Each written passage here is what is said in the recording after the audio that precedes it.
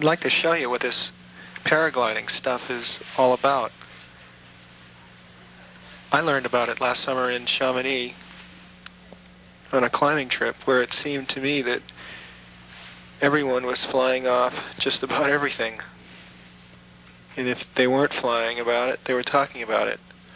These pictures here were taken by my brother-in-law on Mont Blanc de Tacol and around the Chamonix Aiguilles. These units weigh between 6 and 9 pounds. They pack to the size of a big down jacket, and you can carry all your gear down with them,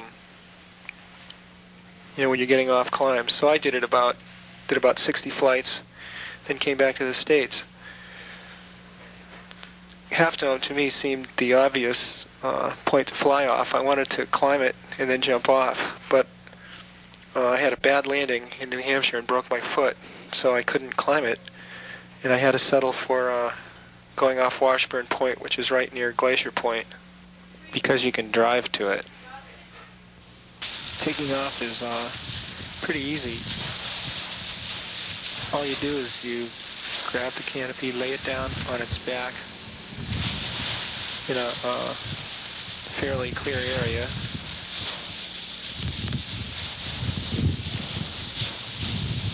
You lay it down without any wrinkles or folds so it doesn't get tangled in the takeoff. Then you clear the lines, make sure they're in good shape. Put your hands in the toggles of the brakes. Those are the only controls you have. You pull the left one, you turn left. You pull the right, you turn right. It's real simple. Then you grab the front risers. Those are the front set of lines. Then you snap it over your head and start running. As soon as you hit takeoff speed, you let go of the front risers and bye! You're off.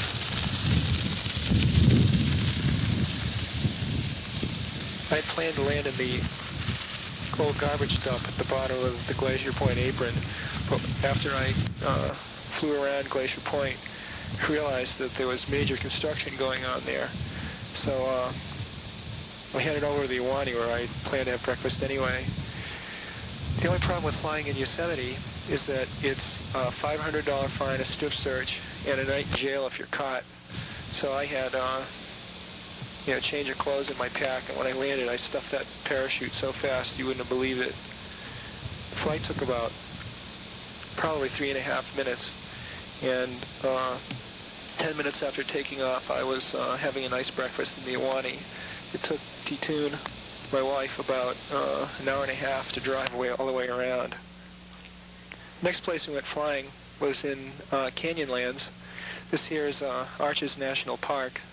This is a really good place for flying because, you know, again, it's flat. There's no trees, and the soft landings, and the wind's pretty mellow. This is a bad job of packing a wing. If you do a good job, you can get it into a container half that size easily. We would have had really good flights here if the light had been better. Right when I got to the top of this thing, the light stopped. So, but at any rate, so we went off anyway.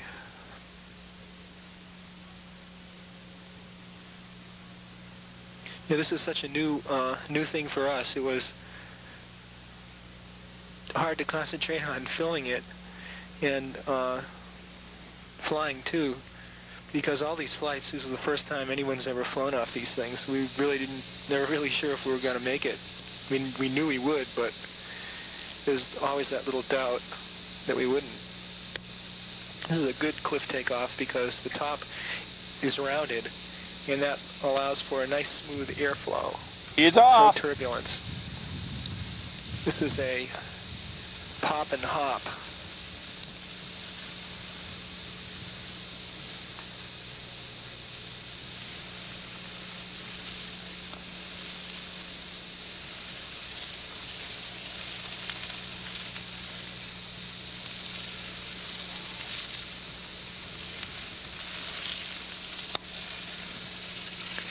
Desert's a really good place to land too because it's sandy and soft.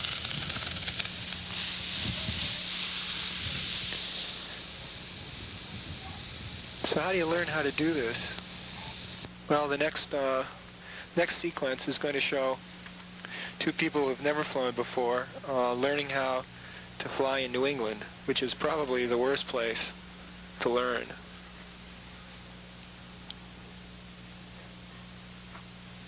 To do it was Black Beach in San Diego. It's really perfect. You get a good breeze off the ocean, a good steady breeze blows up these sandy cliffs, and it gives you just ideal takeoff and flight conditions.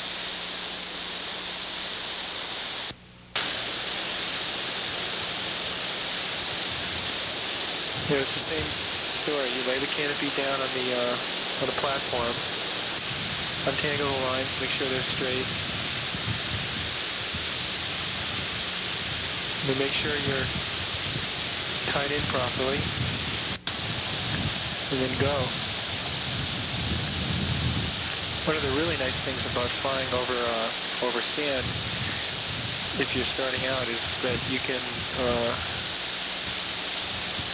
blow the landings. The landings are really forgiving here. It'll be pretty hard to make the kind of landing T2's going to make on top of concrete.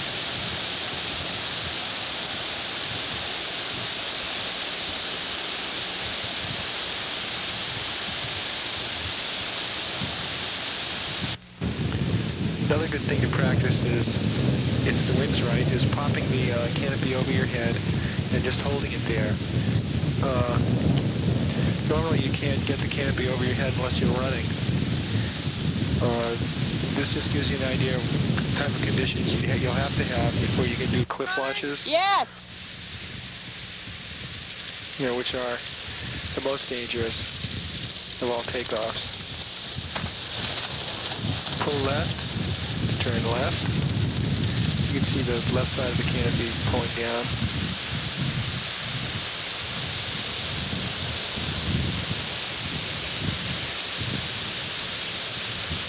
Pull right to turn right.